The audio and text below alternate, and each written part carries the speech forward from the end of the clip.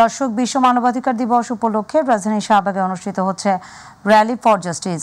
সেখানে আছেন আমাদের সহকর্মী রাকিব হাসান। আমরা এখন যুক্ত হব তার সাথে। রাকিব, র্যালি ফর জাস্টিস নিয়ে কেমন পরিস্থিতি দেখছেন শাহবাগে, আমাদেরকে জানান।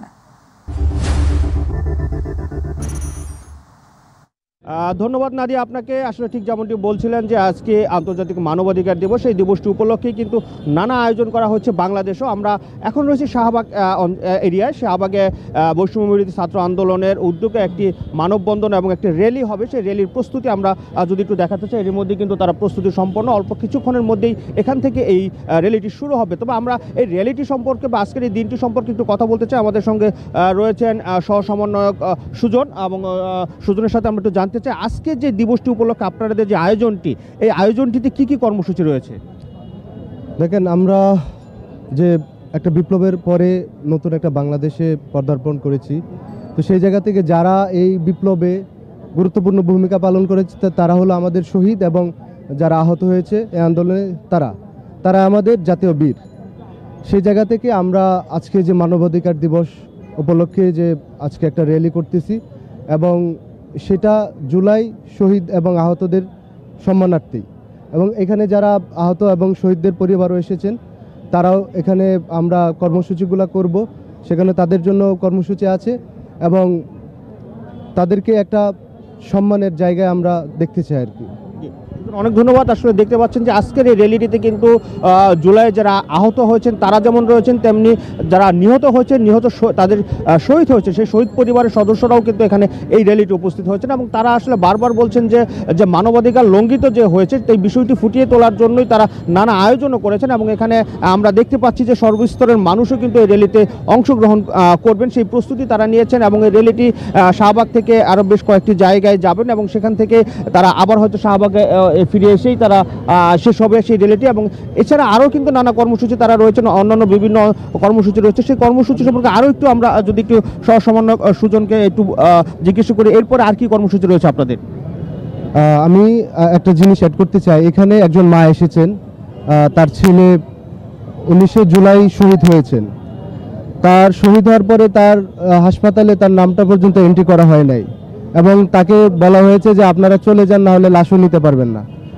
এই যে মানবাধিকারের যে একটা লঙ্ঘন বা এই যে একটা ফেসিস্ট রিজিম ছিল, এই যে আপনার শহীদ যারা নিহত হয়েছেন তাদের আইডেন্টিফাই করার জন্য তাদের ফ্যামিলিকে যেন তারা আইডেন্টিফাই না করতে পারে, যেন এখান থেকে নিয়ে গিয়ে কবর দিয়ে দেওয়া হয়, সেই হুমকি দামকি এবং চাপ প্রয়োগ করা হয়েছিল। এই যে আমরা একটা অন্ধকারে ছিলাম, সেই অন্ধকার থেকে নতুন বাংলাদেশে এসেছি, এবং আমরা চাই যে মানবাধিকারের যে বিষয়গুলো আছে সকল মানুষ যেন তার অধিকারটুকু পায়। এবং আমাদের কর্মসূচিগুলো ক্রমান্বয়ে সবগুলো কর্মসূচি চলবে, এবং আমরা শহীদ এবং আহতদের পরিবারকে ইনশাআল্লাহ সামনে নিয়ে আসবো। অনেক ধন্যবাদ সুজন। আমরা আসলে নাদিয়া, আপনার মাধ্যমে আমাদের একটু দর্শকদেরকে যারা নিহত হয়েছেন বা আহত হয়েছেন, নিহতদের পরিবার এবং আহত যারা হয়েছেন তারাও এখানে রয়েছেন, তাদের চিত্র যদি একটু দেখাতে চাই আমি, যদি আসলে যে এখানে অনেক লোকজন রয়েছেন তাদের মধ্য থেকেও আমরা একটু দেখাতে চাই। এখানে কিন্তু আসলে তারা তাদের যারা শহীদ হয়েছেন তাদের পরিবারের সদস্যরা তাদের আকুতি জানাচ্ছেন, কান্না করছেন। এবং একটু আমরা যদি তাদেরকে একটু আপনার মাধ্যমে দেখাতে চাই যে আসলে এখানে কয়েকজন শহীদ পরিবারের সদস্য রয়েছেন, একটু আমরা একটু দেখাতে চাই যে আসলে তারা তার সন্তানের হাত থেকে নিয়েই তারা কিন্তু কান্না করছেন। আমরা একটু দেখাতে চাই।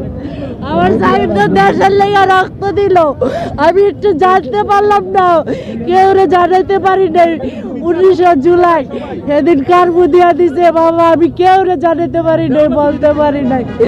আমার সাহেব কই বাবা, আমার সাহেব আমি খালি তোমার টিভিতে দেখি, আমি কই আমার বাবার লাগে আমি একটু দেখা করবো। আমার সাহেব বাবা কিভাবে যে রক্ত দিল, আমার বাবা নির্মম ভাবে রক্ত দিছে।